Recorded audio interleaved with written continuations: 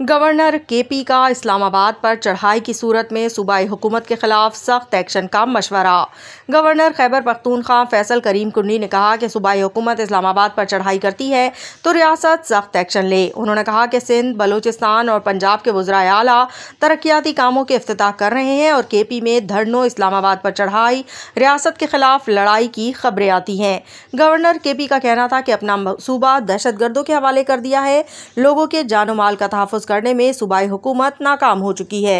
याद रहे कि पाकिस्तान तहरीक इंसाफ ने 24 नवंबर को इस्लामाबाद में एहतजाज की कॉल दे रखी है और इस हवाले से पीटीआई रहनुमाओं का कहना है कि एहतजाज की तैयारियां भरपूर तरीके से जारी हैं और इस मरतबा तमाम मुतालबात की मंजूरी तक एहतजाज ख़त्म नहीं होगा। दूसरी जानिब हुकूमत ने भी एहतजाज के खिलाफ क्रैकडाउन का फैसला करते हुए 23 नवंबर से वफाकी दारुल हुकूमत खैबर पख्तूनख्वा और पंजाब में इंटरनेट और मोबाइल सर्विस बंद करने का फैसला किया है।